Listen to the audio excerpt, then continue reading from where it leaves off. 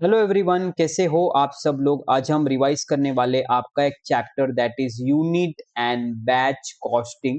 तो हमने पहले कॉस्ट शीट कंप्लीट किया, हमने पहले उसके बाद मटेरियल कॉस्टिंग कंप्लीट किया एंड अब हम जो करने वाले that is unit and batch costing.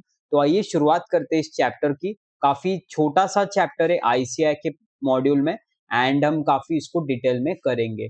तो इंट्रोडक्शन के पैराग्राफ में कुछ ज्यादा खास चीजें नहीं लिखी है। उन्होंने वही बोल रहे कि देखो, अलग अलग इंडस्ट्री के अकॉर्डिंगली आपके कॉस्टिंग के टेक्निक्स चेंज हो जाते हैं। तो बेसिकली ये बोलते हैं कि there are two type of industry, है ना।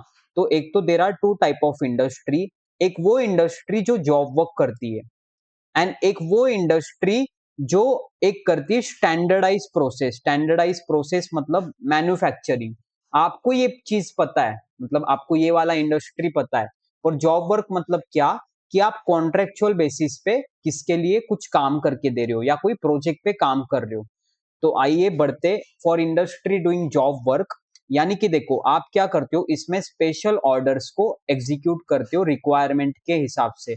हर एक ऑर्डर जो है ना वो डिस्टिंग्विश होता है। एक्चुअली हम कॉस्टिंग में थियरी उतनी कवर कराते जितनी प्रैक्टिकल अप्रोच के लिए क्लियर हो। तो मेरे साथ स्क्रिबल करना, जॉब वर्क में लिखना कि इसमें काम कैसा होता है बेटा, आपका डिस्टिंग्विशेबल होता है। मतलब फॉर एग्जाम्पल अगर आपका जॉब 101 है तो job 101 is not equal to job 102, दोनों में डिस्टिंग्विश कैरेक्टरिस्टिक्स होती है। देन सेकेंडरी, आप ये क्यों करते हो, क्योंकि आपको रिक्वायरमेंट आई रहती है। You do on the basis of requirement. आपको मतलब आप एक इंटरमीडिएट हो, जो आप इंटरमीडिएट मतलब आप जरिया हो जिसके थ्रू काम किया जाता है, right. Each job order is unique, यहाँ पे हर एक जॉब ऑर्डर यूनिक होता है। तो यहाँ पे मेरे साथ तीसरा पॉइंट लिखना।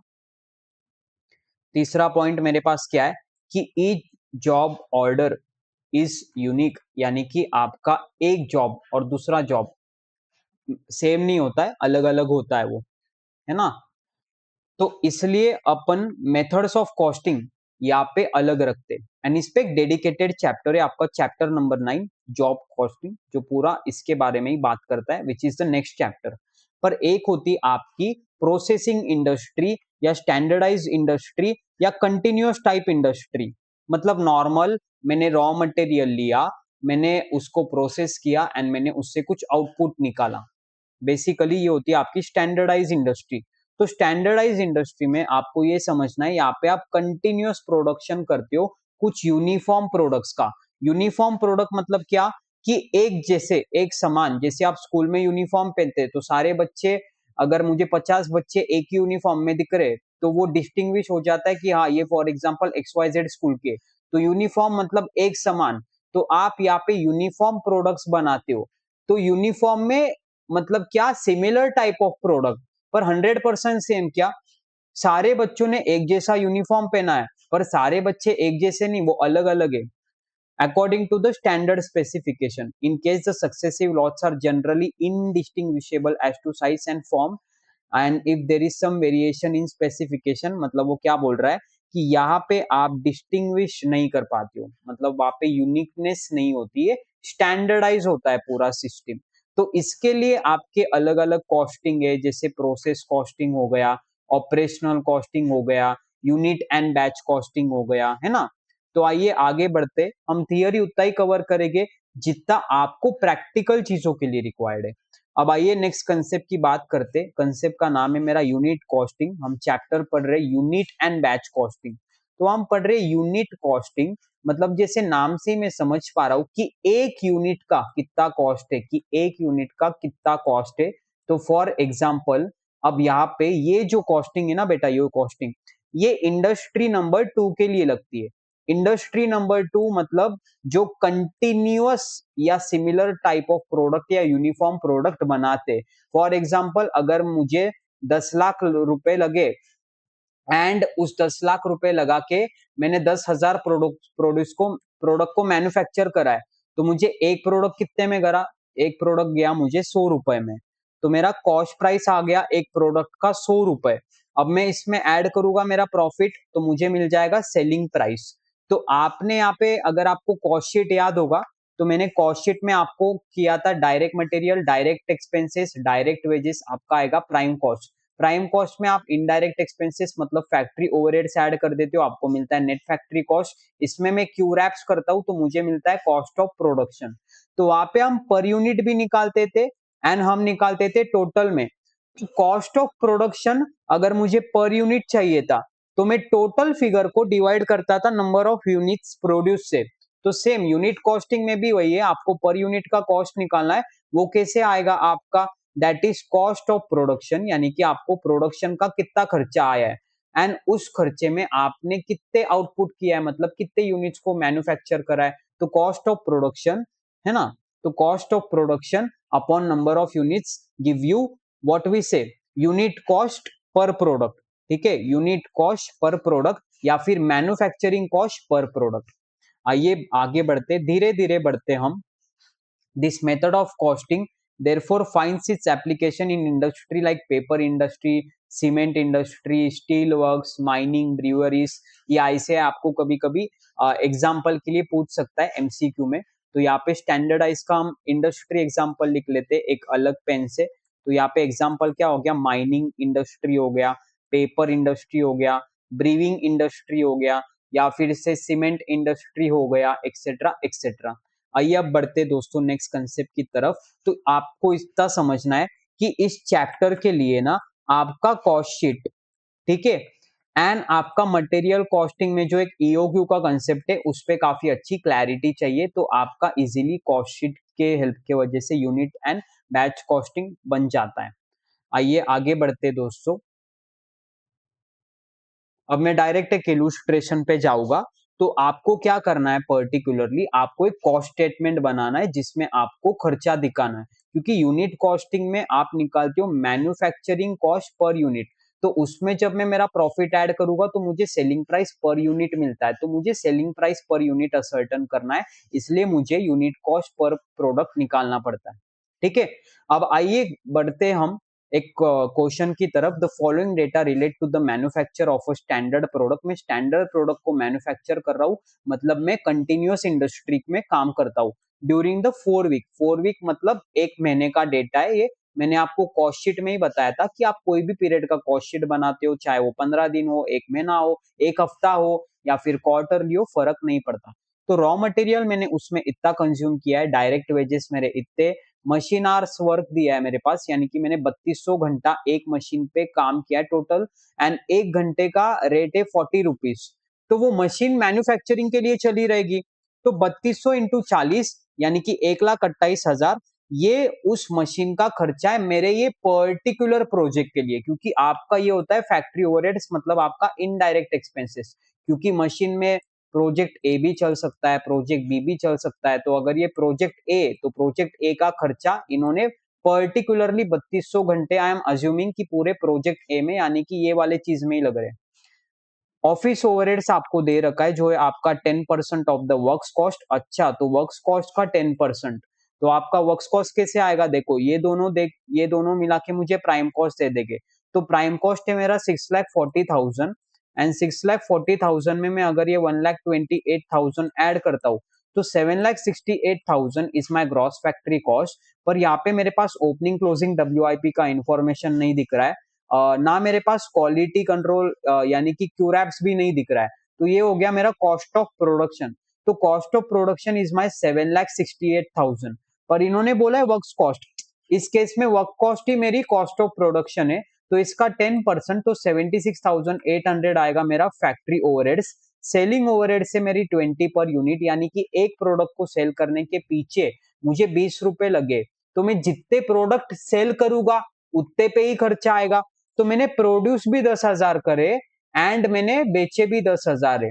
तो 10,000 into 20 is nothing but my कितना, 20 लाख रुपीज, 50, यानी कि 2 लाख रुपए। तो 2 लाख रुपए हो गए मेरे सेलिंग ओवरहेड्स। तो आपको क्या निकालना है, आपको कॉस्ट पर यूनिट को असर्टन करना है एंड प्रॉफिट आपको चाहिए। तो आपको पहले टोटल कॉस्ट ढूंढना पड़ेगा, उसमें आपको करना पड़ेगा प्रॉफिट ऐड, एंड देन आपको लेना पड़ेगा सेलिंग प्राइस। पर यहाँ पे आपको डायरेक्टली सेल दे रखा है कि देखो ना, आपने एक 10,000 यूनिट्स बेचे 120 के हिसाब से, तो बेसिकली 120 इंटू 10,000 यानी कि आपने 12 लाख का सेल करा है। तो आपके पास टोटल कॉस्ट निकल जाएगी। टोटल सेल दे रखा है, बैलेंसिंग फिगर आपका प्रॉफिट आएगा। तो देखते कैसे सॉल्व किया है इन्होंने। तो ये देखो, प्राइम कॉस्ट आ गया आपका 6,40,000, वर्क्स कॉस्ट आ गया आपका 6,68,000, मतलब ये आपका कॉस्ट ऑफ प्रोडक्शन। तो आपका ऑफिस ओवरहेड इसका 10% था वर्क्स कॉस्ट का, तो 8,44,800 आपका आ गया cost of good sold. Cost of good sold में आप ऐड करेंगे सेलिंग ओवरहेड्स, तो आपका आ जाएगा टोटल कॉस्ट 10,44,800। 12 लाख मेरे पास सेलिंग प्राइस थी, बैलेंसिंग फिगर हो गया मेरा प्रॉफिट। तो कुछ नहीं था भाई, आपने को सिर्फ इतना ही निकलना था। तो अब वो क्या पूछ रहा है, कॉस्ट पर यूनिट। तो प्रोडक्शन कॉस्ट पर यूनिट कितना है मुझे बताओ। तो बच्चों प्रोडक्शन कॉस्ट पर यूनिट है, अगर वो मुझे प्रोडक्शन कॉस्ट पर यूनिट बता रहा है, तो कॉस्ट ऑफ प्रोडक्शन है मेरा 7,68,000, तो डिवाइडेड बाय 10,000, तो 76.80 है मेरी प्रोडक्शन की कॉस्ट। एंड अगर मुझे टोटल कॉस्ट चाहिए तो वो है मेरी 104.48। आई होप ये चीज आपको क्लियर है। आइए नेक्स्ट इलुस्ट्रेशन देखते। Atharva pharma care limited produce a uniform type of product, मतलब मैं एक स्टैंडर्डाइज या यूनिफॉर्म प्रोडक्ट बना रहा हूँ, मतलब इंडस्ट्री नंबर 2 है ये। And has a manufacturing capacity of 3,000 units per week of 48 hours, मतलब आप एक हफ्ते में 3,000 यूनिट्स तक प्रोड्यूस कर सकते हो at 100% capacity. From the record of company, the following data are available relating to output and cost of 3 consecutive weeks. आपको पहले हफ्ते का, दूसरे हफ्ते का, तीसरे हफ्ते का कुछ इंफॉर्मेशन दे रखा है। पहले हफ्ते में अपन ने 1200 यूनिट प्रोड्यूस किए, दूसरे हफ्ते 1600, तीसरे हफ्ते 1800। डायरेक्ट मटेरियल का खर्चा है मेरा 9,000 रुपए, ओके 12,000, 13,500। डायरेक्ट वेजेस मुझे रिस्पेक्टिव इतना लगा है।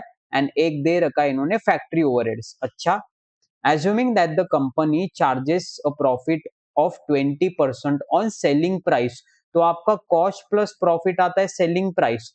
तो अगर आपका ये 100 है ना, तो ये आपका 20% ऑन सेलिंग प्राइस है, मतलब 20 रुपीज इस पे, तो कॉस्ट आएगी आपकी 80%। Find out the selling price per unit when the weekly output is 2,000 units. OMG, तो यहाँ पे आपको क्या करना है, आपको 2,000 यूनिट्स अगर आप बेचेंगे तो आपको निकालना पड़ेगा टोटल कॉस्ट। टोटल कॉस्ट में ऐड करने का प्रॉफिट, एंड प्रॉफिट में आप क्या ऐड करेंगे, प्रॉफिट में ऐड करेंगे आप टोटल कॉस्ट में ऐड करेगा प्रॉफिट, एंड प्रॉफिट से आएगा आपका सेलिंग प्राइस। पर यहाँ पे मेरे पास डायरेक्ट मटेरियल दे रखा है एंड डायरेक्ट वेजेस दे रखा है। अच्छा, तो यहाँ पे एक छोटा सा कंसेप्ट मैं आपका कवर कराना चाहूंगा, that is classification of cost on the basis of nature. यानी कि आपके जो खर्चे है ना, वो एज पर नेचर कौन से हो सकते हैं। तो आपके 3 टाइप ऑफ खर्चे होते हैं।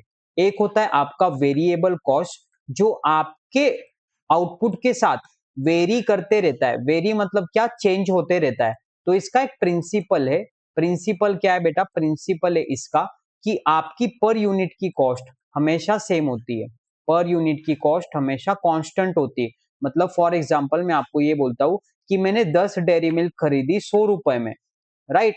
10 डेयरी मिल्क खरीदी 100 रुपए में, तो आप बोलेगे मतलब आपको एक 10 रुपए में गिरी। तो आपने कैसे किया, 100 डिवाइडेड बाय 10।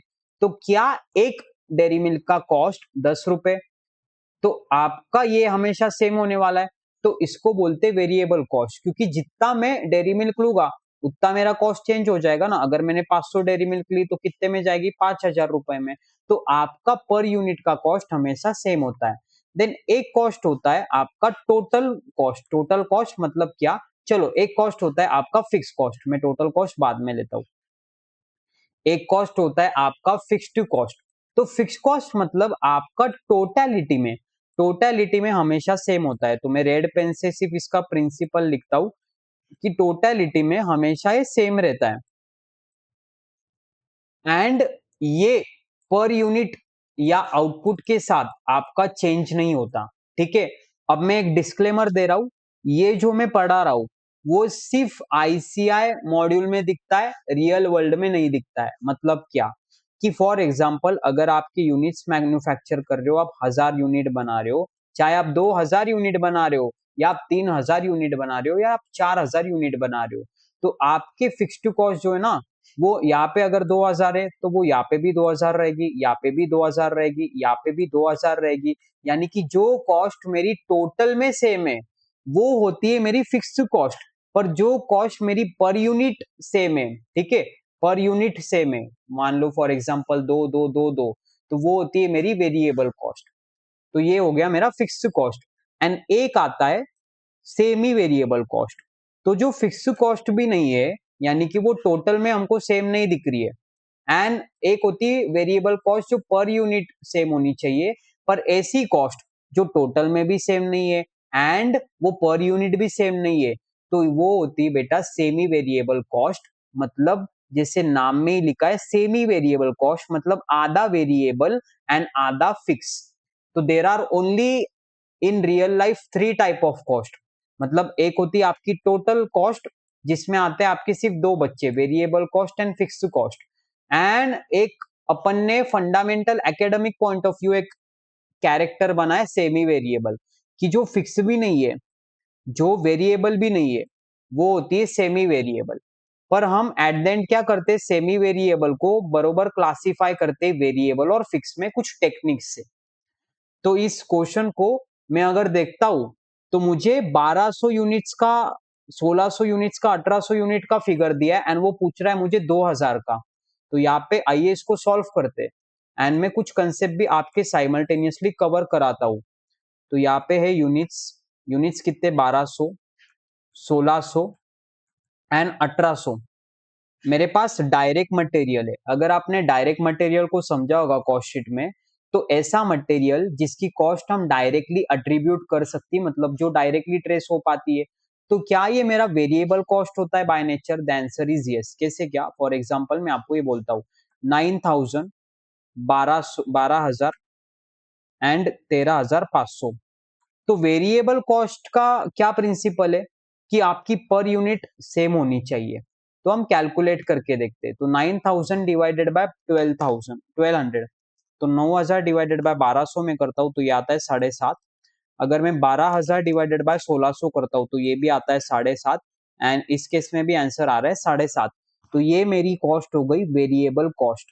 अब इन्होंने मुझे पूछा है 2000 यूनिट्स के लिए, 2000 यूनिट्स के लिए मेरा वेरिएबल कॉस्ट है 7.5, तो मेरी डायरेक्ट मटेरियल की कॉस्ट कितनी हो जाएगी, 2000 into 7.5, 15,000 is my direct material.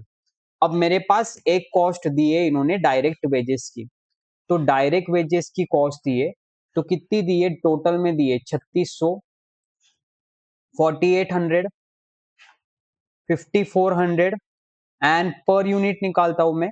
तो पहले केस में आ रही है मेरी 3, दूसरे केस में 3, तीसरे केस में 3। तो 2000 यूनिट्स के लिए कितना आएगा मेरा, व्हाट वी से डायरेक्ट वेजेस, तो ये आएगा 6000। तो यहाँ पे ये आ गया मेरा, देखो 2000 यूनिट्स का मैं वर्किंग कर रहा हूँ। एक कॉस्ट है मेरी 15,000 डायरेक्ट मटेरियल की, एक कॉस्ट है मेरी डायरेक्ट वेजेस की, दैट इज 6000। ठीक है, मैं इसको वर्टिकल में लिखता हूँ। तो 2000 यूनिट्स के लिए मेरी कॉस्ट शीट कुछ ऐसी है, डायरेक्ट मटेरियल यहाँ पे पर यूनिट एंड यहाँ पे टोटल कॉस्ट लिख लेता हूँ मैं बेटा। तो पर यूनिट का कॉस्ट है 7.5 रुपए, राइट, एंड टोटल कितना हो गया मेरा, 15,000 रुपए। डायरेक्ट वेजेस इसमें हम क्या करते, ऐड करते, तो 3 रुपए, या आया 6000 रुपीज। तो मेरी प्राइम कॉस्ट कितनी है, प्राइम कॉस्ट 21,000 रुपीज। एंड इन्होंने सिर्फ एक दिया है फैक्ट्री ओवरहेड्स। पर फैक्ट्री ओवरहेड्स को अगर मैं गौर से देखता हूँ, राइट, अगर मैं फैक्ट्री ओवरहेड्स को गौर से देखता हूँ, तो यहाँ पे इन्होंने एक कॉस्ट दे रखा है मुझे फैक्ट्री ओवरहेड्स का। मैं पेन चेंज कर रहा हूँ, कलर चेंज कर रहा हूँ, ये लेता हूँ, सेम कलर हो गया, चलो ग्रीन लेते। फैक्ट्री ओवरहेड्स दिया है इन्होंने 31,000, 33,000 एंड 34,000। ठीक है, एंड यूनिट्स कितने आपके पास, यूनिट्स से 1200, 1600, 1800। तो ये फिक्स आपकी फैक्ट्री ओवरहेड कॉस्ट है। तो फैक्ट्री ओवरहेड कॉस्ट आपकी इनडायरेक्ट कॉस्ट है, मतलब आप इसको कॉस्टिंग प्रिंसिपल से डायरेक्टली लिंक नहीं कर सकते हो। एंड मैथमेटिकली भी देखे तो क्या पर यूनिट कांस्टेंट आ रहा है क्या, 31,000 डिवाइडेड बाय 1200 कितना आ रहा है आपका, 25.84। अच्छा, सेकेंड केस में आपका आंसर आ रहा है 33,000 डिवाइडेड बाय 60, मतलब 20.625। तो आपकी पर यूनिट कॉस्ट कांस्टेंट नहीं है, तो ये वेरिएबल के क्राइटेरिया को मीट नहीं करती है, मतलब बेटा ये वेरिएबल कॉस्ट नहीं है। तो क्या ये फिक्स कॉस्ट है, नहीं, अगर फिक्स कॉस्ट होती तो टोटल में तो सेम ही होना चाहिए था, तो टोटल में भी सेम नहीं है। तो ये हो गई आपकी सेमी वेरिएबल कॉस्ट है, जो फिक्स भी नहीं है एंड जो तो वेरिएबल भी नहीं है। तो आपको क्या करना पड़ेगा, सेमी वेरिएबल कॉस्ट जो 31,000 है उसको तोड़ना पड़ेगा वेरिएबल कॉस्ट में एंड फिक्स कॉस्ट में। तो आपको पर यूनिट निकालना पड़ेगा जो कांस्टेंट है तीनों भी केसेस में, एंड आपको फिक्स कॉस्ट निकालना पड़ेगा जो टोटल वाइज कांस्टेंट है तीनों भी केसेस में। पर आप ये कैसे करेंगे, तो इसको आप करते हो एक आसान से तरीके में। कैसे करते हो, मैं पहले आपको एक नॉर्मल लैंग्वेज में बताता हूँ फिर फॉर्मूला बताऊंगा। तो यूनिट से कॉस्ट है, तो 1200 यूनिट पे मुझे लगती है 31,000 का कॉस्ट, और 1600 यूनिट्स पे लगती है मुझे 33,000 की कॉस्ट। तो मैं ये देखता हूं कि 400 यूनिट्स बढ़ने पे 2,000 का एडिशनल खर्चा आया। तो अगर एक इंक्रीमेंटल यूनिट की कॉस्ट करूं, एक इंक्रीमेंटल यूनिट, तो 5 रुपए आ रहा है।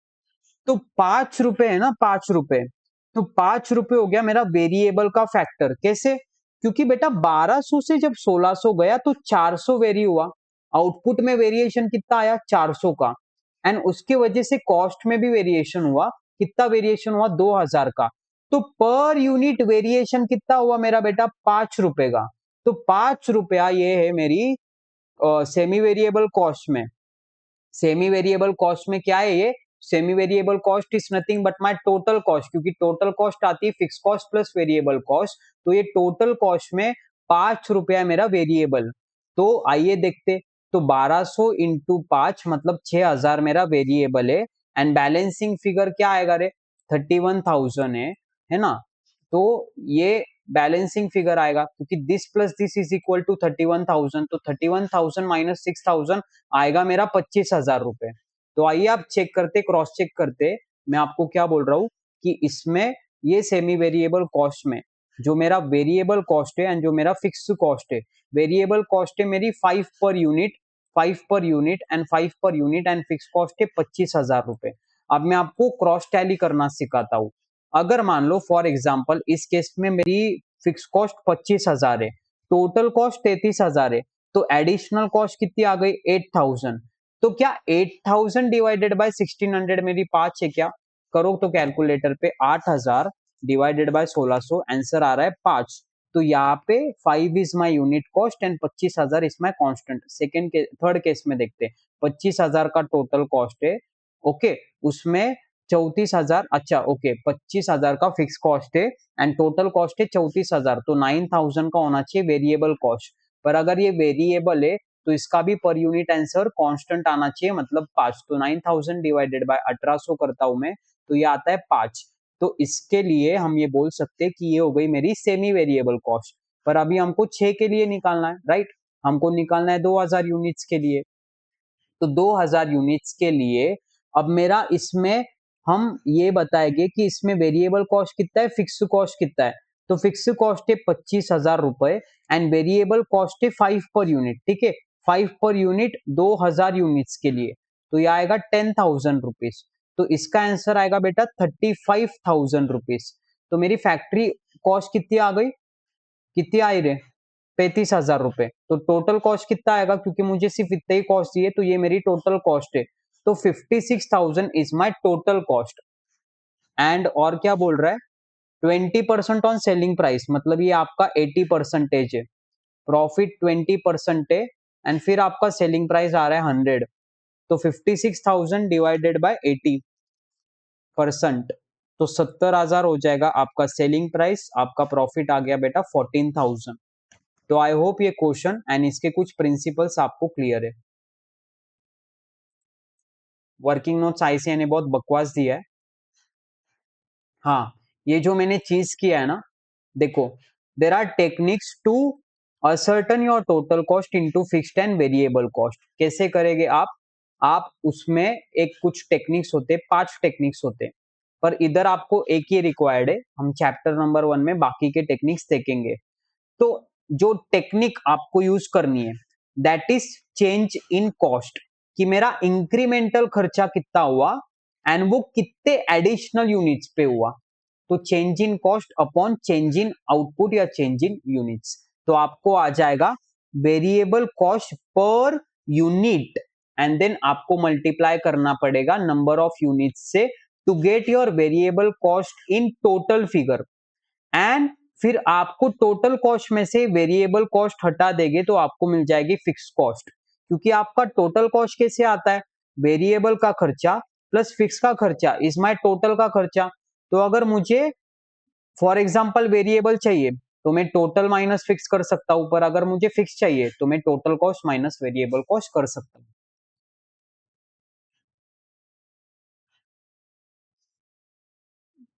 आइए नेक्स्ट चीज की बात करते। तो अपन इस चैप्टर में पढ़ रहे यूनिट एंड बैच कॉस्टिंग। तो यूनिट कॉस्टिंग का कंपोनेंट अपना हो जाता है कंप्लीट, यानी कि इसमें अपन ने क्या देखा कि कॉस्ट शीट का फॉर्मेट आपको पता होना चाहिए एंड आपको कॉस्ट का क्लासिफिकेशन करते आना चाहिए इन variable and fixed. I hope ये चीज आपको क्लियर है। अभी जो एलिमेंट की बात कर रहे हैं ना हम, जो एलिमेंट में डिस्कस करने जा रहा हूं वो है मेरा बैच कॉस्टिंग। अब batch costing is similar to your concept of economic order quantity, पर आइए हम बैच कॉस्टिंग के बारे में थोड़ा सा देख लेते हैं। तो बैच कॉस्टिंग एक स्पेसिफिक ऑर्डर कॉस्टिंग है जहां पे आर्टिकल कुछ प्री डिटरमाइंड लॉट्स में मैन्युफैक्चर होते हैं, जैसे कि हम उसको बैच बोलते हैं। मतलब एक बैच में मेरे 100 बच्चे पढ़ रहे हैं, तो एक बैच में 100 बच्चे पढ़ रहे हैं, मतलब फॉर एग्जांपल अगर मैं बोलता हूँ कि मेरे बैच में 100 स्टूडेंट है एंड मैं एसएम की फैकल्टी हूँ, तो वो 100 बच्चे क्या कर रहे हैं, वो 100 बच्चे एसएम पढ़ रहे हैं मेरे से। तो आप यहाँ पे कॉस्टिंग पूरा बैच का निकालते हो rather than for individual unit, right. तो मैं एसएम के बैच के लिए अगर खर्चा निकाल रहा हूँ तो मैं 100 स्टूडेंट एज अ होल के लिए निकाल रहा हूँ, एंड वो खर्चा डिवाइडेड बाय 100 स्टूडेंट्स, तो पर स्टूडेंट उसमें ऑटोमेटिक आ जाएगा। पर इंडस्ट्री लेवल पे पर यूनिट कॉस्टिंग में आप एक यूनिट का कॉस्टिंग निकालते हो, total costing divided by total units, and पर बैच में क्या करते हो आप, total costing divided by number of batches. पर पॉसिबिलिटी है कि एक बैच में 100 यूनिट हो सकते हैं, है ना। तो वहां पे आप जब बैच के कंटेक्स्ट में कॉस्टिंग करते हो तो that is known as batch costing. तो आपको एक फॉर्मूला दे रखा है इन्होंने, मैं आपको बाद में दिखाता हूं। आइए यहाँ पे क्वेश्चन है, पहले क्वेश्चन कर लेते। Arnav confectioneries AC owns a bakery. तो अर्नव के पास एक बेकरी है which is use to make bakery like items like pastry cake and muffins. तो ये कौन सी इंडस्ट्री बेटा, यहाँ पे सिमिलर प्रोडक्ट है तो ये इंडस्ट्री टू की ही बात कर रहा है। Arnav Confectionery used to bake at most 50 units of any item at a time. Okay. A customer has given an order for 600 units. To process a batch of 50 muffin, तो बेटा एक batch में आप 50 मफिन बनाते हो and customer की required है कितने, 600 मफिन्स की। तो कितने नंबर ऑफ बैचेस लगेंगे, तो इसका आंसर आएगा 12। कैसे, 600 डिवाइडेड बाय 50। अरे अगर एक बैच में 600, एक बैच में 50 बनते तो 600 बनाने के लिए कितने बैचेस लगेंगे, 12। वही बोल रहा है वो। तो डायरेक्ट मटेरियल का कॉस्ट दे रखा है to process a batch of, यानी कि एक बैच, यानी कि 50 मफिन का कॉस्ट है बेसिकली ये, 50 मफिन का कॉस्ट है ये। तो डायरेक्ट मटेरियल है आपका 500, डायरेक्ट वेजेस है आपका 50। ओवन का सेटअप कॉस्ट है, ओवन मतलब क्या, ये हो गई आपकी मशीन, मतलब फैक्ट्री ओवरहेड, मतलब आपके इनडायरेक्ट एक्सपेंसेस। तो ओवन का सेटअप का कॉस्ट एक बैच के लिए 150 रुपए। AC absorb production overheads at a rate of 20% of direct wages cost. 10% is added to the total production cost of each batch to allow for selling, distribution and admin. उसको profit चाहिए 25% on sales. आपको 600 muffins के लिए selling price निकालनी है। अच्छा, आइए करते। तो अपन पहले पर्टिकुलर्स लिखेंगे एंड पर यूनिट लिखेंगे एंड अपन लिखेंगे व्हाट वी से कॉस्ट इन टोटल। तो यहाँ पे डायरेक्ट मटेरियल कितना है, पर डायरेक्ट मटेरियल इन्होंने फॉर बैच दिया है। अभी आपके पास दो ऑप्शन है कि आप क्या कर सकते हो, कि जैसे 500 है, 500 डिवाइडेड बाय 50, या फिर देखो एक तो आप कैलकुलेशन पूरा एक बैच के लिए करो विच इंक्लूसिव योर 50 प्रोडक्ट्स, या फिर आप एक यूनिट के लिए कर सकते हो। पर मैं आपको सजेस्ट करूंगा कि एक बैच के लिए पूरा करना। तो डायरेक्ट मटेरियल मेरा पर यूनिट कितना है, 500। तो एक बैच का कितना खर्चा आएगा, 500, ठीक है, एक बैच का for one batch. And 12 batches का कितना खर्चा आएगा, तो 500 इंटू 12, 12 इंटू 500, यानी कि मेरा 6000 का लग जाएगा direct material for my what we say, किसके लिए, direct material for 12 batches. Direct wages का खर्चा एक बैच के लिए 50 रुपए, ठीक है। तो एक बैच के लिए 50 रुपए, तो 12 बैचेस के लिए कितना, तो ये आएगा मेरा 600 रुपीज। प्राइम कॉस्ट आ जाएगा मेरा 6600 12 बैचेस के लिए, एंड इस केस में आएगा 5500 रुपीज, राइट, 5500 रुपीज। अब ऐड क्या करना है मुझे, ऐड करना है मुझे ओवन सेटअप कॉस्ट। तो इन्होंने एक ओवन सेटअप कॉस्ट दिया है, तो ओवन सेटअप कॉस्ट इन्होंने डायरेक्टली दे रखा है 150 रुपए लगते, तो एक बैच के लिए तो 150 ही लगेंगे, पर अगर 12 की बैच है तो 12 बार सेटअप करना पड़ेगा, तो 150 इंटू 12 यानी कि 1800 रुपए। तो कितना आएगा मेरा total cost, cost of production मेरा आएगा 6600 प्लस 1800, तो 8400, राइट, यहाँ पे 5650। प्रोडक्शन कॉस्ट है आपका 20% ऑफ डायरेक्ट वेजेस, तो आपको और खर्चा लग रहा है 20% लग रहा है ऑफ डायरेक्ट वेजेस, तो डायरेक्ट वेजेस से मेरा कितना है रे, मेरा डायरेक्ट वेजेस से मेरा 50, तो इसका 20% यानी कि 10, तो एक बैच के लिए 10 रुपए, पर 12 बैच के लिए 120 रुपए, तो 8520। अब इसमें मैं ऐड क्या करूंगा, और ऐड करना है, और भी खर्चे दिए ना, 10% हम ऐड करेंगे टोटल प्रोडक्शन कॉस्ट में, सेलिंग डिस्ट्रीब्यूशन एंड एडमिन। तो सेलिंग डिस्ट्रीब्यूशन एंड एडमिन आपका है 10, पर 10% किसका, 10% आपका इसका, तो 852, तो 8, एंड तो आपका आ जाएगा टोटल कॉस्ट, टोटल कॉस्ट कितना आएगा 8520 प्लस 852, तो 9372 इज योर टोटल कॉस्ट। आपको इसमें ऐड करना पड़ेगा प्रॉफिट, आपको मिलेगा सेल।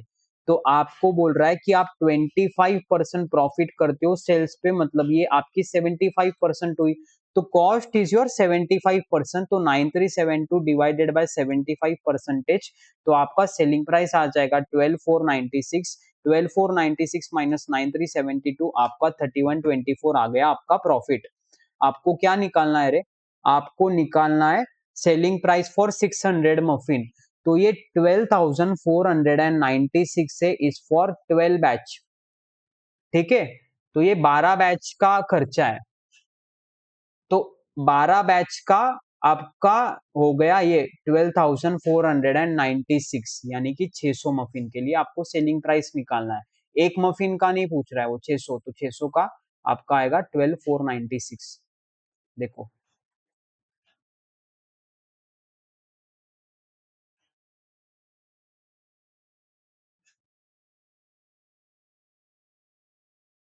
और क्या पूछ रहा है।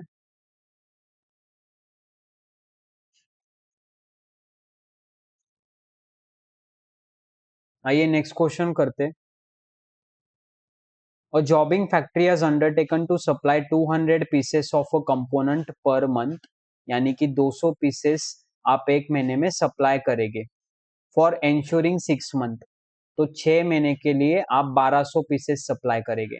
Every month a batch order is open against which material and labour hours are booked at actual, मतलब आपको डायरेक्ट मटेरियल डायरेक्ट लेबर का खर्चा लगता है, ओवरहेड का खर्चा लगता है आपके लेबर आर के रेट के हिसाब से।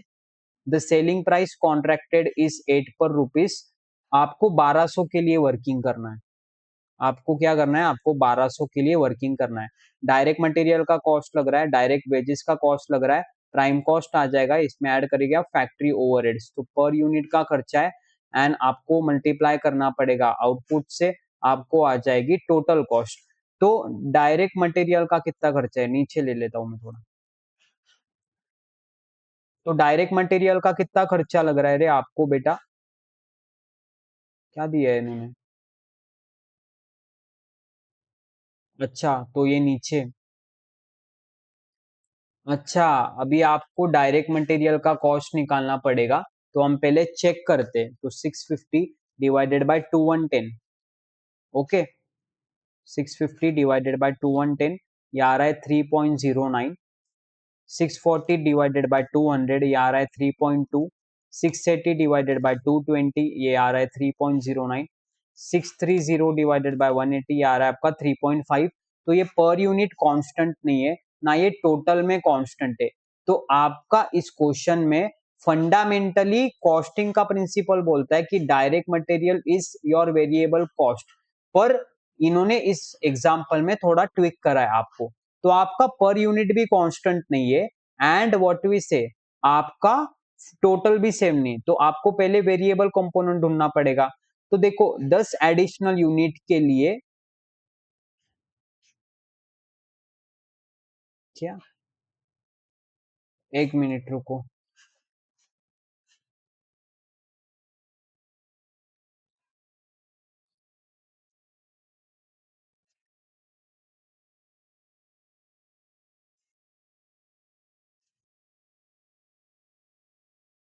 1200 आपको पीसेस सेल करने ना, तो आपको 1200 पीसेस के लिए करना है। तो एक बैच का आपका क्या साइज है,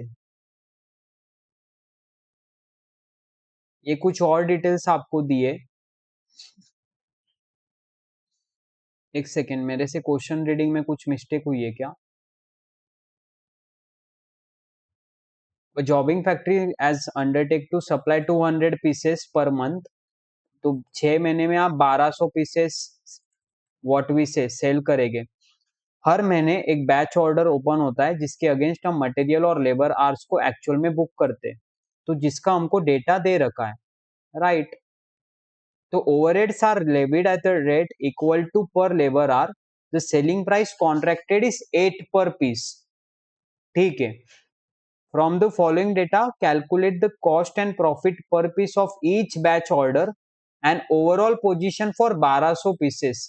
अच्छा ओके, तो 210 plus 200 plus 220 plus 180 plus 200 plus 220,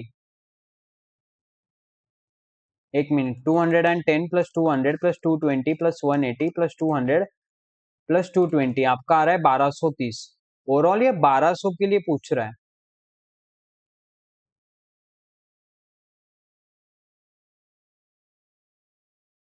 अच्छा देखो, पहले आपका 1230 के लिए पूरा खर्चा कैलकुलेट होगा, क्योंकि आप बेसिकली बैच कॉस्टिंग कर रहे हो ना। ये क्वेश्चन थोड़ा अलग है। देखो, मटेरियल का कॉस्ट 1230 यूनिट्स के लिए इतना, डायरेक्ट वेजेस का इतना, कुछ नहीं ऐड कर रहा है ये सब, ये देखो ये ऐड किया है बेटा, ये भी ऐड किया है, ठीक है। एंड ओवरहेड्स, ओवरहेड्स वो क्या बोल रहा है, ओवरहेड्स आर, रुको, ओवरहेड्स, ओवरहेड्स का इंपॉर्टेंट है, कुछ नहीं है क्वेश्चन में। Overheads are levied at a rate equal to labour hour, मतलब यहाँ पे आपका ओवरहेड से आपका देखो ओवरहेड्स कितना है आपका 12,000, पर इसमें लेबर आवर्स कितने थे 4,800, तो 12,000 डिवाइडेड बाय 4,800 मतलब आपका ढाई हो गया है बेसिकली। तो आपको निकालना है ढाई, तो 2110 इंटू 2.5,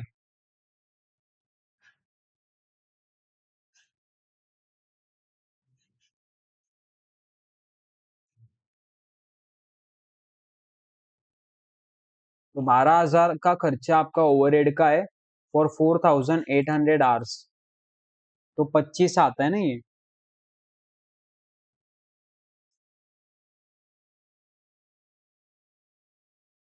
क्या किया यार इन्होंने,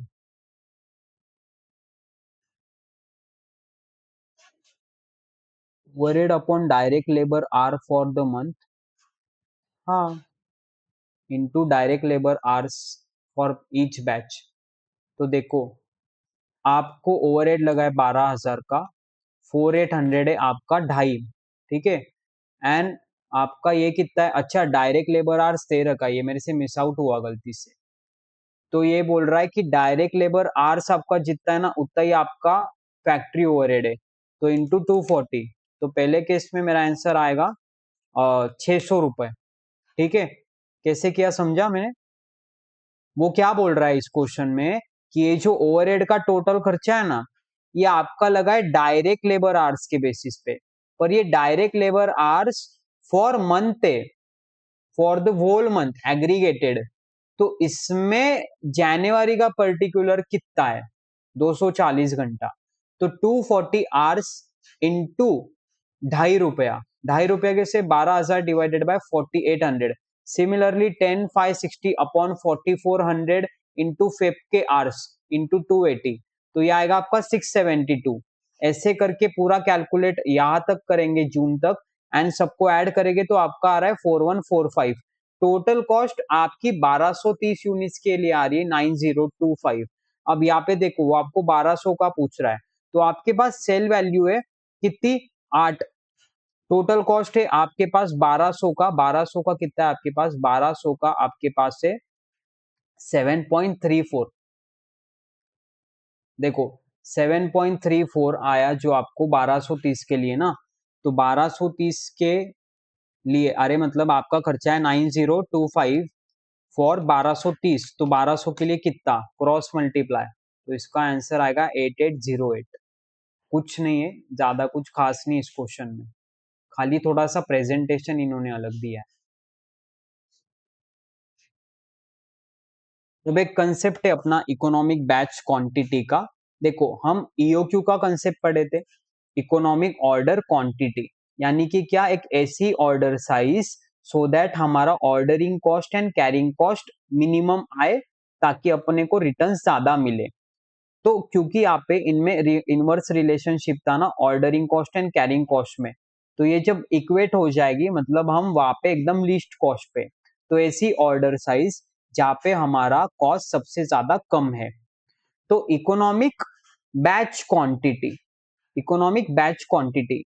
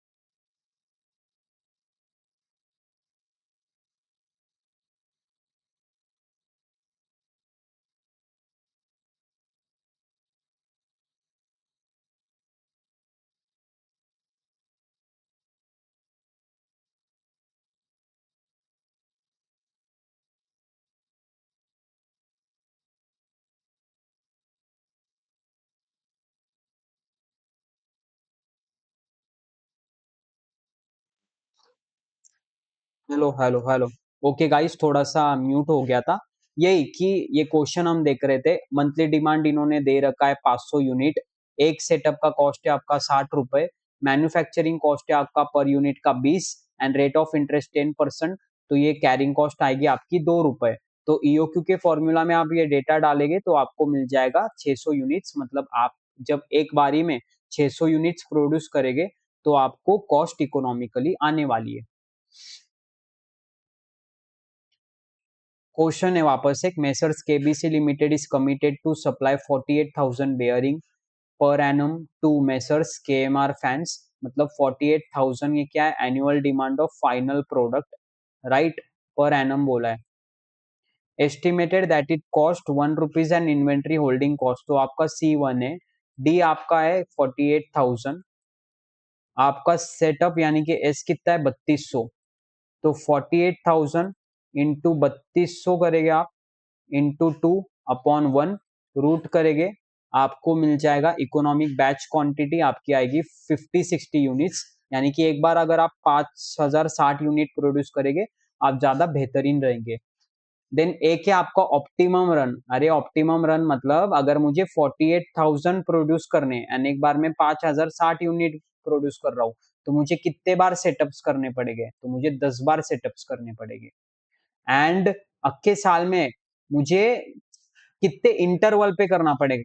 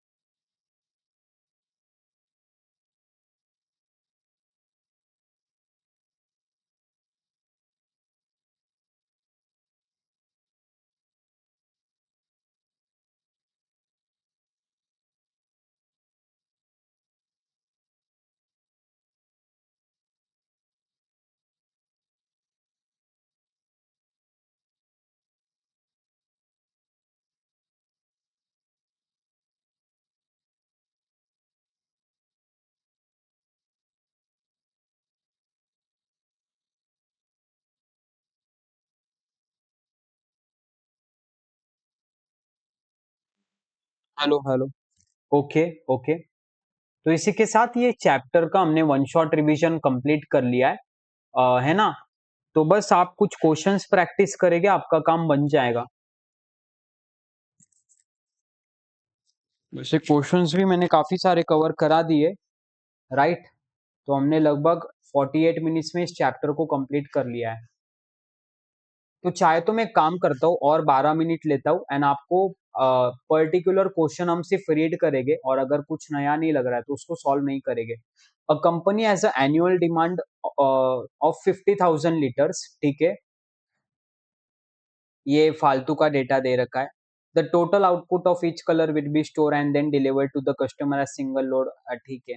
ये पैराग्राफ में देखो, जो काम की चीज है हम बस उतनी ही लेते हैं सबसे पहले। तो काम की चीज क्या है कि आपका एनुअल डिमांड है 50,000 लीटर, सेटअप कॉस्ट है मेरे 100, एंड स्टोरेज कॉस्ट है मेरा, अच्छा स्टोरेज कॉस्ट थोड़ा,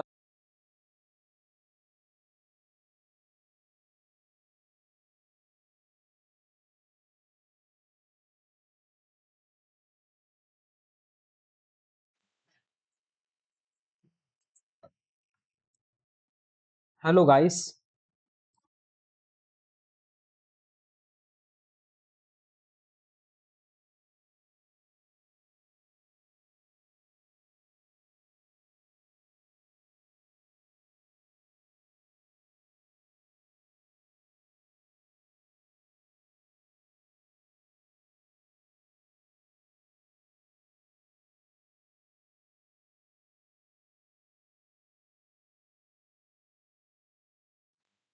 okay guys, we are back again. थोड़ा सा माइक बीच में डिसेबल हुआ था। मैं क्वेश्चंस देखो मैं क्या कर रहा हूँ, मैं सारे क्वेश्चंस तो अभी नहीं ले पाऊंगा, पर क्वेश्चन रीड करेंगे एंड जो यूनिक पॉइंट है बस वही डिस्कस करेंगे। तो ये देखो, ये एक इलस्ट्रेशन 7 है। यहाँ पे एनुअल डिमांड है 50,000 लीटर, सेटअप कॉस्ट है 100, पर इन्वेंट्री होल्डिंग कॉस्ट में कुछ अलग सा बोला इन्होंने। Holding cost are incurred on rented storage space which cost 50 per square metre. अच्छा, each metre can hold 250 litre. अरे वो क्या बोल रहा है कि 1 मीटर का खर्चा है आपका 50, राइट, एंड 1 मीटर में आपका कितना गुड्स आ सकता है, 250 लीटर। तो आप 50,000 लीटर स्टोर करने वाले हो बेसिकली। तो अगर आप 50,000 लीटर स्टोर करेंगे तो आपको कितनी एरिया रिक्वायर्ड है, आपको रिक्वायर्ड होगी 200 मीटर। तो 200 मीटर को मैं मल्टीप्लाई करूंगा 50 से, तो मेरा आएगा 10,000 का खर्चा। कुछ नहीं, इजी है।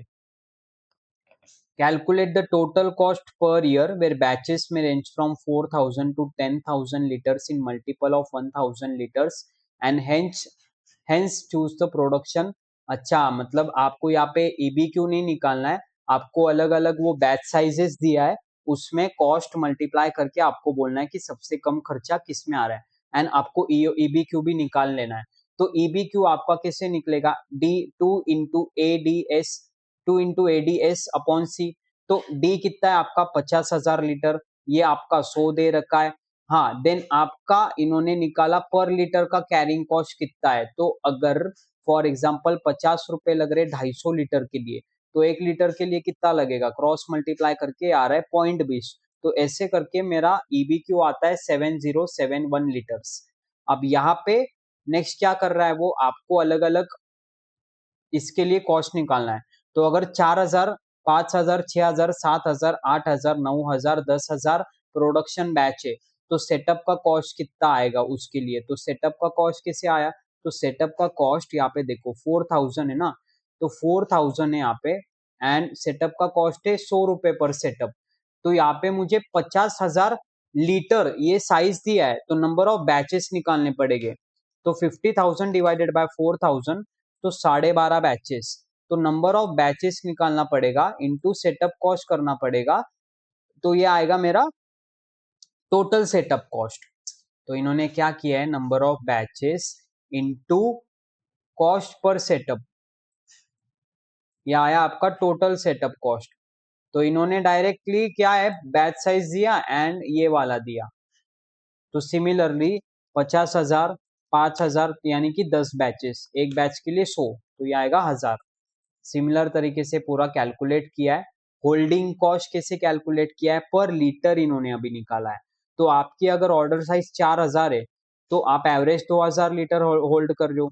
तो 0.25 मल्टीप्लाई करूंगा मैं, 0.25 0.20 कितना आया, 0.25 आया, 0.20 आया, 0.20 है, तो 0.20 से मल्टीप्लाई करूंगा। तो average inventory into per litre का कैरिंग कॉस्ट, तो ये आपका आंसर आएगा इतना total, and total cost setup cost plus holding cost. Easy question है, कुछ नहीं है इसमें।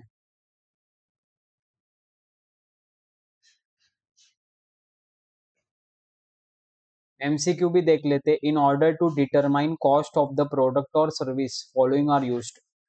टेक्निक्स यूज करेंगे, मेथड्स यूज करेंगे, कंपैरेटिव्स यूज करेंगे, या सब यूज करेंगे। अगर आपको कोई प्रोडक्ट का कॉस्ट निकालना है या सर्विस का कोई खर्चा निकालना है, आप ऑब्वियसली टेक्निक्स यूज करेंगे ना। सब्जेक्टिव आंसर इसका। Unit costing is applicable where, unit cost का एप्लीकेबल होता है जहाँ पे स्टैंडर्डाइज प्रोडक्ट्स है। तो option number C. In case of in case product produce और jobs undertaken are of diverse nature, मतलब अलग अलग नेचर के, तो कौन सी कॉस्टिंग आप यूज करेंगे। मैंने आपको बोला ना, जॉब कॉस्टिंग एग्जांपल एमसीक्यू में पूछता है ये। जॉब कॉस्टिंग किसको एप्लीकेबल है, जो यूनिक प्रोडक्ट बनाता है। ये रॉन्ग है, ये रॉन्ग है, ये रॉन्ग है। Option number D is the right answer, non standard and non repetitive products. Production planning department prepare a list of material and store required for completion of a specific job order। ये list को हम क्या बोलते हैं, bill of material नहीं होता है, ये मटेरियल रिक्विजिशन भी नहीं होता है बेटा, ये होता है आपका bin card. Batch costing is a type of, क्या है बैच कॉस्टिंग, प्रोसेस कॉस्टिंग है, जॉब कॉस्टिंग है, डिफरेंशियल कॉस्टिंग या डायरेक्ट कॉस्टिंग है? ऑब्वियसली जॉब कॉस्टिंग नहीं है, डिफरेंशियल कॉस्टिंग। ये आपका ऑप्शन सी होना चाहिए। 6-7 का मैं आंसर कंफर्म करता हूँ। ये थियरी में क्वेश्चन पूछ रहा है वो।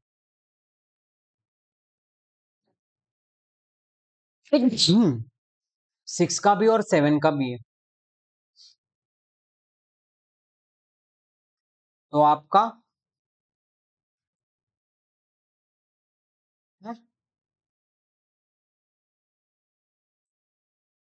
अच्छा, उसका ऐसा मानना है कि वहां पे हर एक बैच डिस्टिंग्विश है, तो एक टाइप ऑफ जॉब कॉस्टिंग है। ये आंसर गलत लग रहा है मुझे। ओके, ये बिल ऑफ मटेरियल है, राइट। ये बिल ऑफ मटेरियल है। Batch costing is similar to that under job costing, except with the difference that job becomes a cost unit, batch become the cost unit instead of job process. इसका भी answer भी आना चाहिए। आइए कुछ practical problems देख लेते हैं हम। प्रैक्टिकल प्रॉब्लम्स, मैं वही बोल रहा हूँ, उसी स्पेशल पॉइंट में डिस्कस करना चाहूंगा। कैपेसिटी आपकी 1200 यूनिट्स पर एनम की। प्रोडक्शन कॉस्ट आपको दे रखा है। Direct material 90 per unit, direct labour 60 per unit, prime cost 150 per unit आएगा। ठीक है। फिक्स्ड ओवरहेड से आपके 30 लाख, वेरिएबल है 100, तो 100 मल्टीप्लाई करना पड़ेगा मेरे को किससे? 100 मल्टीप्लाई करना पड़ेगा जितना भी यूनिट्स पूछ रहा है वो क्वेश्चन में।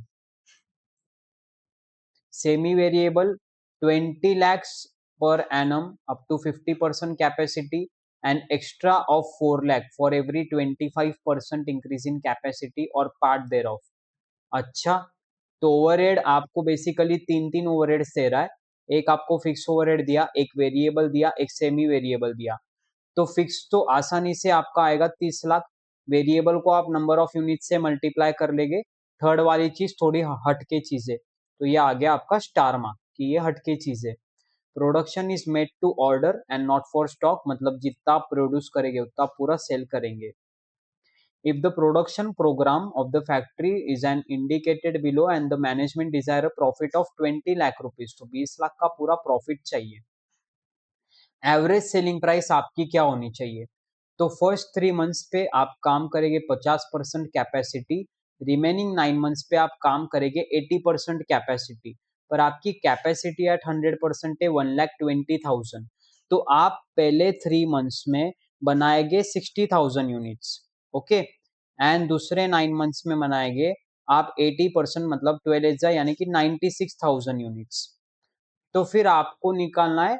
अच्छा, कुछ नहीं, अभी आपको बस, अरे आपको बस डायरेक्ट मटेरियल के लिए देखो आपको क्या करना पड़ेगा। आपको एक इजी प्रेजेंटेशन देता हूँ।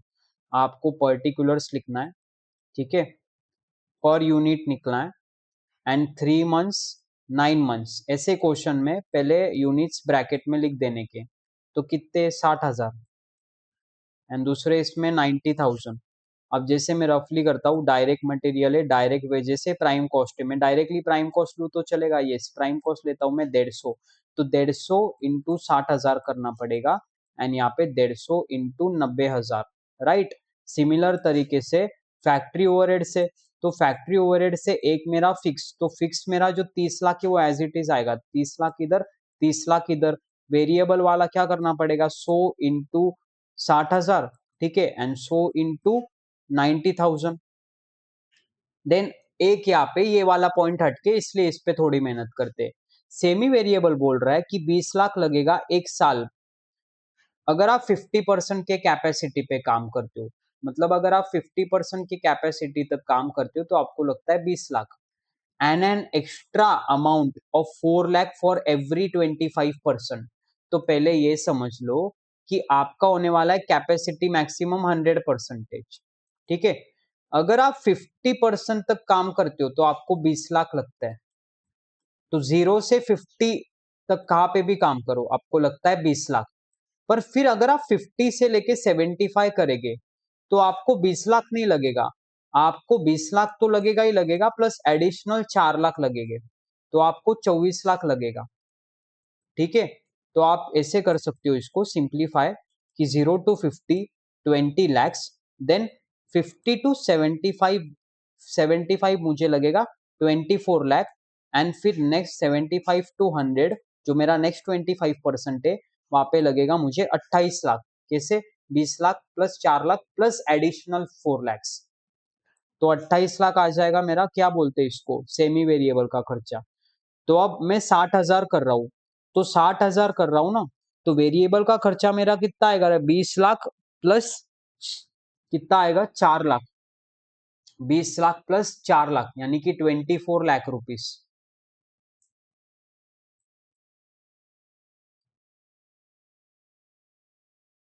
ठीक है।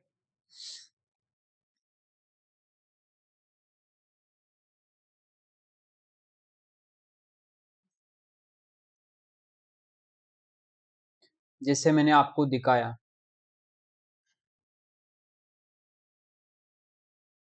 अच्छा, मैंने, ओके ओके, ओएमजी, मैंने सिर्फ परसेंटेज लिया, मैंने मंथ्स नहीं लिया। हाँ, इनटू मंथ्स भी करना पड़ेगा ना आपको, तो आपका यूटिलाइजेशन चेंज हो जाएगा। राइट। फिर आपको मल्टीप्लाई करना है पर यूनिट की कॉस्ट, आपका आएगा डायरेक्ट मटेरियल, डायरेक्ट लेबर। मैंने जल्दबाजी में देखा ही नहीं कि वहाँ पे मंथ दे रखा है, मैंने सिर्फ परसेंटेज से मल्टीप्लाई किया। तो इस तरीके से आपका पूरा कॉस्ट शीट बनता है। सेकेंड क्वेश्चन देख लेते। Rio limited undertake to supply 1000 units of a component per month, तो एनुअली आप 12,000 करेंगे। कॉस्टिंग में छोटी छोटी चीजों का इंपॉर्टेंस है। For the month of Jan Feb March, every month a batch order is open against which material and labor cost are booked at actual। ठीक है। ओवरहेड, अच्छा सेम क्वेश्चन है ऊपर जैसा। सेलिंग प्राइस है आपकी 15 पर यूनिट, तो आप, इंपॉर्टेंट इसमें कुछ नहीं, सिर्फ ओवरहेड का है। 3,000 यूनिट्स के लिए आपको कैलकुलेट करना है। तो आपका मटेरियल का कॉस्ट, पहले नेचर देख लेते। 6250 डिवाइडेड बाय 1250, 5 आ रहा है। दूसरे केस में आ रहा है मेरा 9000 डिवाइडेड बाय 1500, 6 आ रहा है। 5, 9000 डिवाइडेड बाय 1500 कितना आ रहा है? 6 आ रहा है। एंड यहाँ पे 5 आ रहा है वापस। ओके, तो ये मेरा, ये 2 to 2 है यार। ये देखो, ये मेरा वेरिएबल कॉस्ट है। ठीक है। 6250 डिवाइडेड बाय 1250, 5 आ रहा है ये। 9000 डिवाइडेड बाय 1500, ये 6, एंड ये 5। ऐसे क्या दिया है इन्होंने? Labour is paid at the rate of 2 per hour. Other details are as follows. जनवरी, देखो जनवरी में ओवरहेड्स इतना था, टोटल लेबर आवर्स इतने थे, तो ये आएगा 3, एंड 3 इंटू, यहाँ पे डायरेक्ट लेबर आवर्स दिया है क्या? टोटल लेबर आवर्स दिया है, तो 3, एंड ये लेबर की कॉस्ट दी है, तो मुझे टोटल कॉस्ट अपॉन 2 करना पड़ेगा। ठीक है। तो ये मेरे लेबर आवर्स आएंगे 1250, 1500 एंड 1000। तो 1250 इंटू 3, यह आएगा मेरा, वॉट वी से, 12,000, 1250 इंटू 3, तो ये आएगा 3750, मेरा आएगा वॉट वी से ओवरहेड का कॉस्ट। सेम क्वेश्चन है, कुछ नहीं यार, कुछ चेंज नहीं है, रिपीटेटिव क्वेश्चन है ये। मैं आपको चाहे तो सॉल्यूशन दिखा देता हूँ। वो वही, आपको सारे बैचेस का ऐड करना पड़ेगा। जैसे देखो मटेरियल, ठीक है, टोटल आ गया। वेजेस टोटल आ गया। ओवरहेड देखो 3750, जैसे मैंने बताया टोटल आ गया। तो टोटल 37,500 आपने निकाला है 3750 यूनिट्स के लिए। आपको फिर टोटल कॉस्ट को डिवाइड करना पड़ेगा एंड इनटू 3000 करना पड़ेगा नॉर्मल, तो आपका आएगा प्रॉफिट जो भी रिक्वायर्ड है। कुछ नहीं है, रिपीटेटेड क्वेश्चन है, इसको आप नहीं किए नेक्स्ट टाइम से तो भी चल जाएगा। यहाँ पे मैं लिखता हूँ ये रिपीटेड है क्वेश्चन है। थर्ड क्वेश्चन देखते। X X limited is committed to supply 24,000 bearing per annum, तो आपकी एनुअल डिमांड है 24,000 की।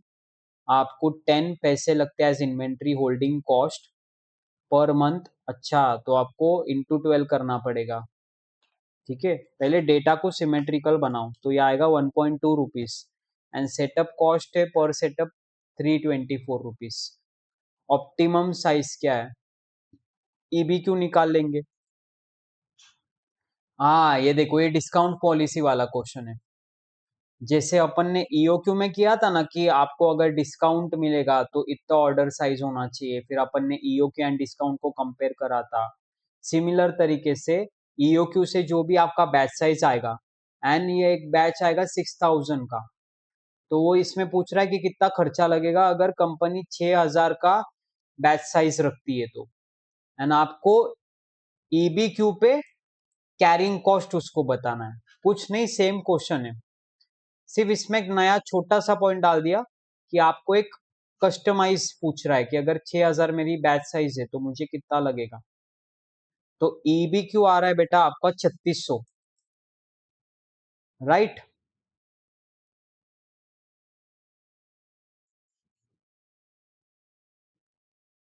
अगर 6,000 मेरी रन साइज है तो मुझे ऑर्डरिंग सेटअप कॉस्ट इतना लगेगा, कैरिंग कॉस्ट इतना लगेगा, तो 4896 लगेगा, यानी कि 468 का कॉस्ट ज्यादा लग जाएगा। एंड ईबीक्यू पे इन्वेंट्री कॉस्ट मेरी कितनी है, तो average inventory into carrying cost, तो average inventory into carrying cost that is 1.2 rupees, तो ये आएगा मेरा 2160। इजी क्वेश्चन है, इसमें मुझे कुछ नया नहीं लग रहा है, तो ये रिपीटेड क्वेश्चन है। मैं चलो रिमार्क्स लिखा देता हूँ आपको कि आपको प्रैक्टिकल क्वेश्चन में किधर क्या नया है। हाँ, यहाँ पे आप मिस्टेक कर सकते हो, जैसे मैंने गलती से की कि आपको पहले मंथली लेना पड़ेगा ना। यहाँ पे लिख दूं क्या, ये देखो 1,20,000 इंटू 3 मंथ्स, यानी कि 3/12 इंटू देन आप कर रहे हो 50% पे, तो आपका अकॉर्डिंगली आंसर आएगा। नेक्स्ट क्वेश्चन देखते हैं। A customer has been ordering 90,000 special design metal columns at the rate of 18,000 column per order in the during the past years. Production cost per unit दे रखा है इन्होंने 2120 मटेरियल का, 60 labour का, तो आपका आता है 2180 for prime cost and 20 rupees for fixed overheads. Setup cost है 1500, इन्वेंट्री कैरिंग कॉस्ट है 15%। आपको ईबीक्यू निकालना है एंड वो पूछ रहा है क्योंकि आप 18,000 प्रोसेसिंग कर रहे हो, मतलब आप ईबीक्यू नहीं फॉलो कर रहे हो, आप 18,000, ये आपका ईबीक्यू नहीं है, तो वही वो कंपैरिजन बनाना है आपको। सॉल्यूशंस दिखा देता हूँ।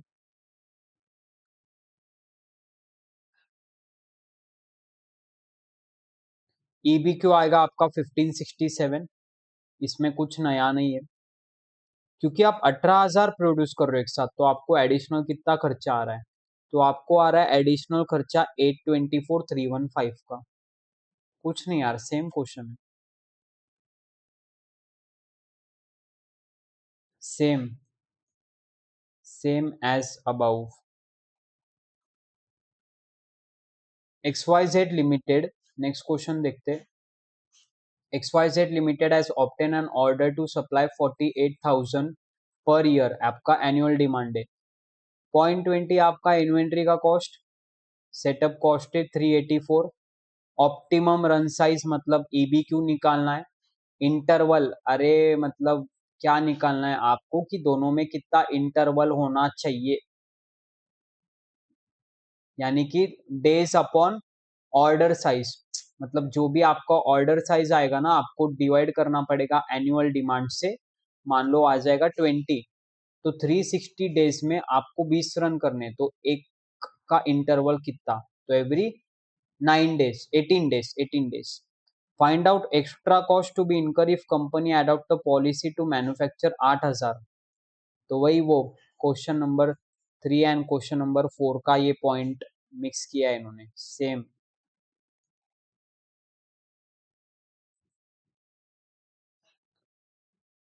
वही वही रिपीटेड नेचर ऑफ क्वेश्चन है, नया कुछ नहीं। ऑप्टिमम बैच साइज आपके आना चाहिए 3920, पर कंपनी फॉलो कर रही 8000।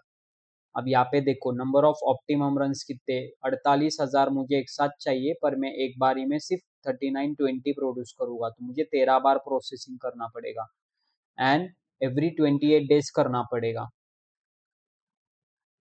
बाप रे कितना गंदा प्रेजेंटेशन दिया है रे इन्होंने। सिंपल सा प्रोडक्ट, अरे यार सिंपल सा प्रेजेंटेशन दे सकते थे ये, आपको ऐसे नहीं सॉल्व करना है। पर्टिकुलर्स लिख लेना, ठीक है, बैच साइज लिख लेना, बैच साइज लिख लेना। पहला बैच साइज क्या है रे मेरा, ए बैच साइज क्या है 3920, एंड दूसरी बैच साइज है मेरी क्या 8000। तो अब मुझे क्या निकालना है, मेरे को सेटअप कॉस्ट निकालना है। तो सेटअप कॉस्ट निकालना है ना, तो 48,000 डिवाइडेड बाय 3920 इंटू पर सेटअप कॉस्ट कितना है 384, एंड इसमें आएगा 48,000 अपॉन 8,000 इंटू 384। तो इसका आंसर कितना आ रहा है, टोटल सेटअप कॉस्ट 4702 एंड यहाँ पे आ रहा है 2304। तो एक आपको लगती है कैरिंग कॉस्ट, ठीक है, कैरिंग कॉस्ट। तो average inventory into carrying cost per unit पर एनम। तो एवरेज इन्वेंट्री यहाँ पे कितनी है आपकी 3920 अपॉन 2, तो एवरेज इन्वेंट्री आपकी 1960, कैरिंग कॉस्ट कितना है भाई आपका 2.40 है। तो आपका आंसर आएगा टोटल कैरिंग कॉस्ट का 4704, एंड इस केस में आपका कितना आएगा बेटा आंसर 8000 डिवाइडेड बाय 2 मतलब 4000 एंड 2.40, को डिस्काउंट है क्या, नहीं डिस्काउंट नहीं है। तो यहाँ पे आंसर आएगा आपका 4000। तो टोटल कॉस्ट है यहाँ पे आपका कुछ तो समथिंग 9406, एंड यहाँ पे आपका खर्चा लग रहा है 11904। ये ऐसे प्रेजेंट करना चाहिए था, तो इतना गंदा प्रेजेंटेशन किया है इन्होंने, वाहियात प्रेजेंटेशन है।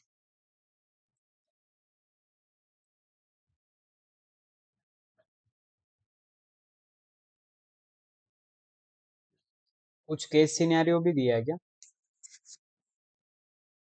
तुम भी हो तन्हा और हम अकेले, दो साथ हो गए तो लाजवाब हो गए। अच्छा देखते हैं केस सिनेरियो क्या बात कर रहा है फटाफट। अर्नव लिमिटेड और बेवरेज इंडस्ट्री में काम कर रहा है, सॉफ्ट ड्रिंक बना रहा है वो 3 साइजेस में, एक तो 3 लीटर, 1.5 लीटर वाली और एक 600 ml वाली, बैचेस में बना रहा है वो।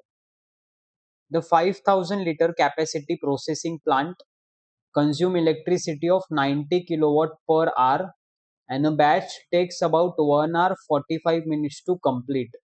अच्छा, ओके, तो इलेक्ट्रिसिटी का कॉस्ट बताओ कितना आएगा 900 किलोवाट एक घंटे का। ए रुको रुको, कंजम्पशन पहले इलेक्ट्रिक कंजम्पशन बताते। 90 किलोवाट अगर मुझे लग रहा है 60 मिनट्स में, तो 105 मिनट में कितना, मैंने सिर्फ डेटा को मिनट में कन्वर्ट किया है। तो 105 इंटू 90/60, तो 157.50 किलोवाट्स लगेंगे। One symmetric size of product can be process at a time. Machine setup को 15 मिनट लगता है, मतलब आपको टोटल 2 आवर्स लगते हैं to get ready for next batch processing. During the setup power consumption is only 20%। O M G, तो पहले 100, okay okay okay, consumption power आपको सिर्फ 20% लेना है, मतलब 15 मिनट में भी आपकी बिजली जा रही है, पर पूरी नहीं जा रही है, 20% ही जा रही है। तो रैदर देन आप क्या करो पता है क्या, आप 1 मिनट का निकाल लो। तो जैसे फॉर एग्जाम्पल अगर मेरे 90 किलोवाट जाते 60 मिनट में, तो 1 मिनट में कितना जा रहा है नॉर्मल कोर्स में 90 डिवाइडेड बाय 60 1.5, पर 1.5 का 20% ही लगता है मुझे सेटअप के वक्त। तो 0.30 लगता है मुझे सेटअप के लिए।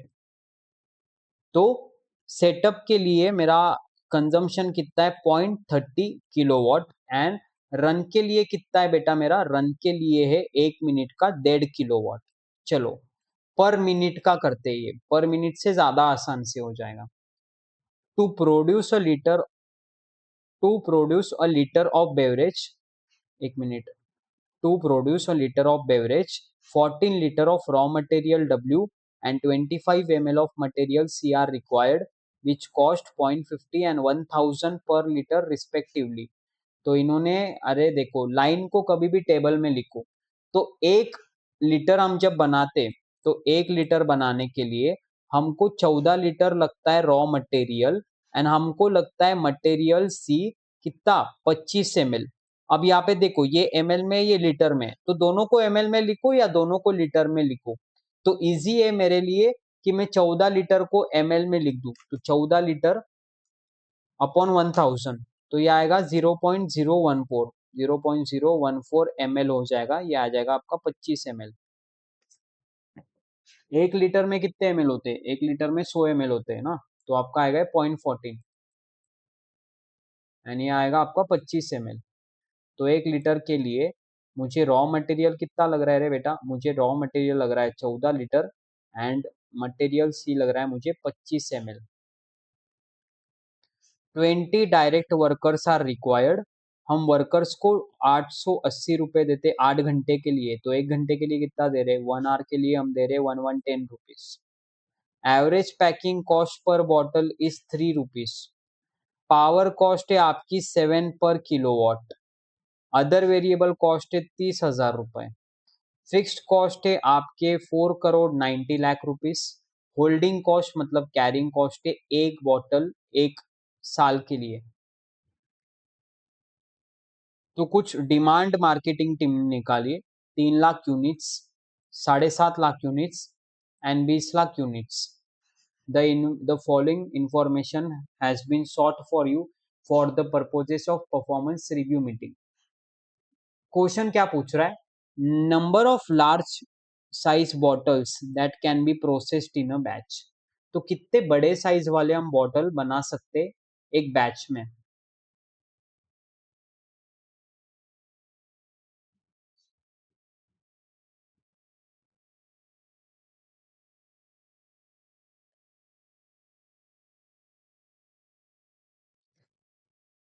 तो इसके लिए आपको क्या निकालना पड़ेगा, आपको पहले निकालना पड़ेगा, यानी कि आपको नंबर ऑफ बैचेस निकालने पड़ेंगे। तो आपको निकालने पड़ेंगे पहले नंबर ऑफ बैचेस।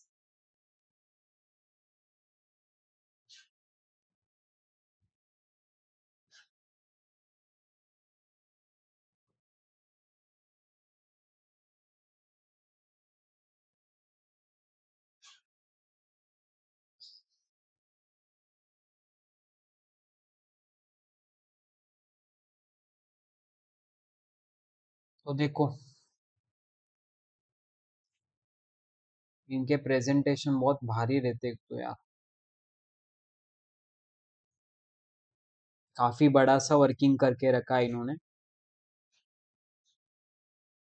पहला क्या निकाल रहे हैं, maximum number of bottle that can be processed in a batch. तो 5,000 लीटर अपॉन बॉटल वॉल्यूम, तो मैक्सिमम आप इनके इतने इतने बॉटल्स निकाल सकते हो।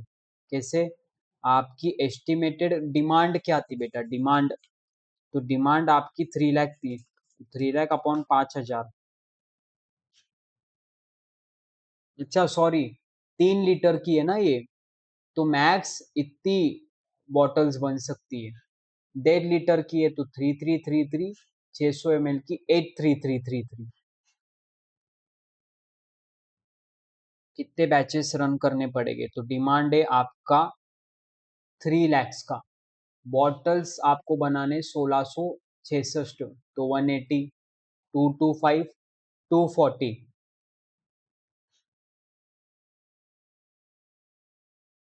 ओके, तो आई होप ये क्वेश्चन आपको क्लियर है, अच्छा क्वेश्चन है ये, वनडे बिफोर एग्जामिनेशन आपने बिल्कुल देखना चाहिए।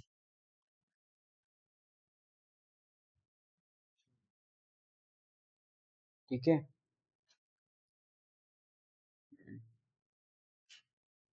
Must do before exams.